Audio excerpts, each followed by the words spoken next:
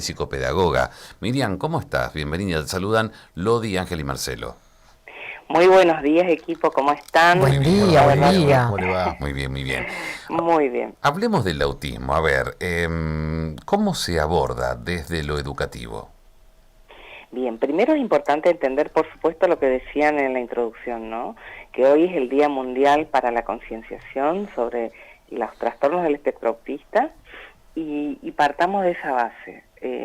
Prácticamente en la actualidad nosotros adherimos más a esta posición de pensar en el autismo como un trastorno del espectro autista porque obviamente que abarca tanta variedad de personas, situaciones y condiciones que es imposible encasillarlo, digamos, en un solo tipo de diagnóstico, ¿no? Por eso es que el trastorno abarca justamente todos estos matices. Y hoy es el día para sembrar conciencia, informarnos y de alguna manera poder hacer de este universo un poco más inclusivo, ¿no? Esa es la idea. Sobre todo para los padres, ¿no? Para los chicos también, pero digo, por ahí justamente en esta fecha se habla de la concientización, pero ¿hay que seguir abordando el tema o nos quedamos en esta fecha? Hay que seguir abordando el tema y entender, por un lado, que es muy importante la información. Por eso recalco y valoro mucho la posibilidad que tienen los medios de comunicación de justamente llegar a las familias, ¿no? Con estos mensajes y toda esta información que después se traduce en acciones y en posibilidades para estos sujetos. Hay que entender que, por ejemplo, la provincia de Misiones tiene una ley, ¿sí?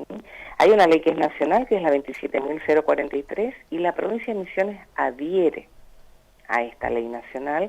Acá tenemos la ley 17, número 100, que fue ya en el 2021, si mal no recuerdo, fue aprobada. Entonces, esta ley garantiza, o debería garantizar justamente el acceso, ¿no?, al diagnóstico y a los tratamientos. Y también, por supuesto, en relación al aspecto educativo, también debería garantizar el acceso a la educación y por supuesto, que dentro de las escuelas tengan posibilidades de no solamente ingresar, sino de progresar y egresar en este circuito del sistema educativo.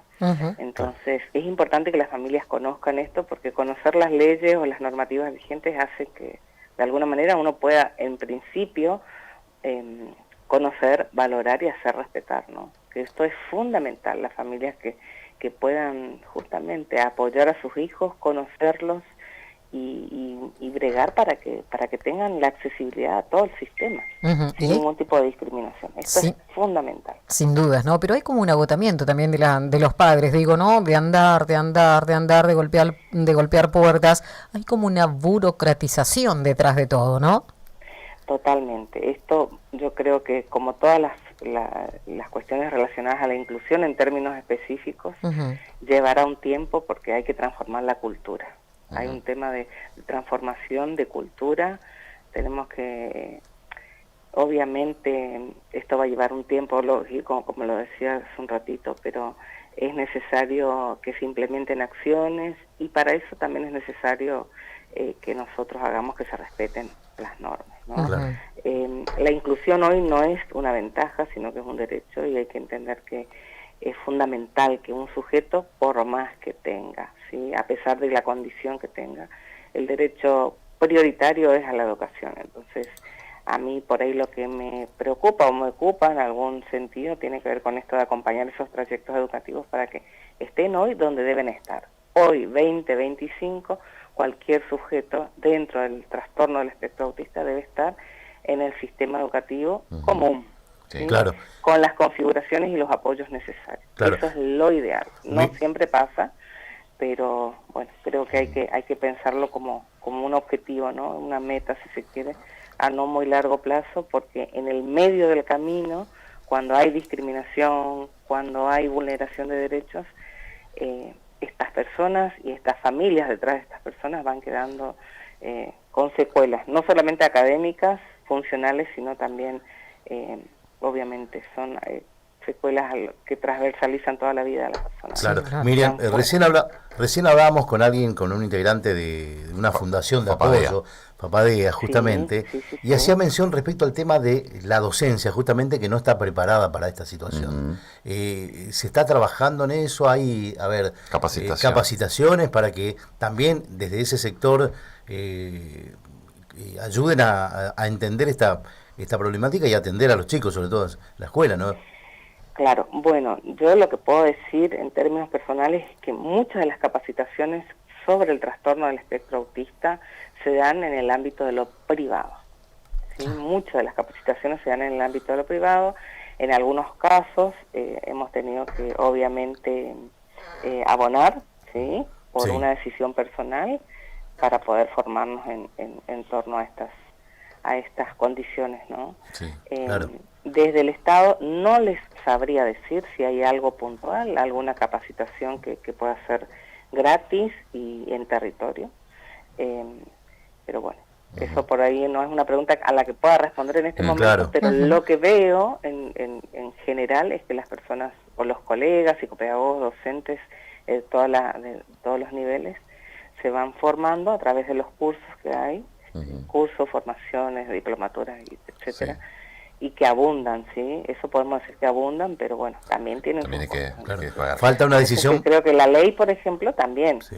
Si uno lee la ley, también la ley estipula esta garantía, ¿no? Como en varias otras condiciones. Claro. El Estado debe estar preparado o preparándose para poder establecer mecanismos internos de acompañamiento académico. Más allá entonces de las letras plasmadas en la ley, también falta la parte, digamos, la decisión política de implementar esto, ¿no? Claro, la reglamentación inclusive creo que ya está, ¿sí? Pero bueno, tiene que ver con esto, ¿no? Son procesos, pero en el mientras tanto tenemos que entender, y eso sí, por ahí me parece que ya está un tanto más aceitado en el sistema educativo, la posibilidad de, ejemplo, crear un PPI, que es un proyecto pedagógico para la inclusión. Este PPI tiene que ver con una resolución del Consejo Federal de Educación, que es la 311/16, y este PPI justamente es un documento donde nos permite a todos los que estamos involucrados en algún trayecto educativo poder proponer objetivos, contenidos, ¿sí? Y organizar un documento que sirva para acreditar, promocionar, ¿sí? Y titular también saberes.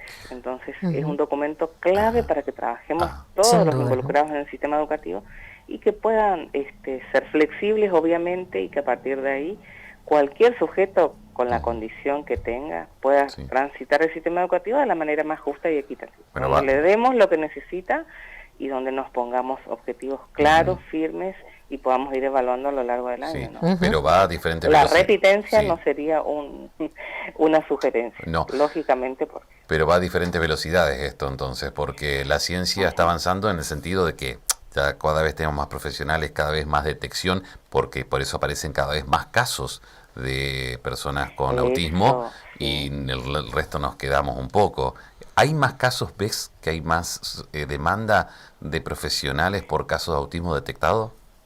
Totalmente. Eso que decís es importantísimo. La información movilizó obviamente a familias, movilizó a todo el sistema, salud, educación, etcétera, y eso hace que hoy tengamos mucho más posibilidades tal vez de una detección temprana, ¿sí? Que ya en la primera infancia sabemos que hay indicadores que hacen que hasta los pediatras sugieran a los padres muchas veces acercar a sus hijos a un profesional que pueda evaluarlos para ver obviamente si es parte de esta condición, porque a medida en que uno toma conciencia, conocimiento de qué le pasa, es mucho más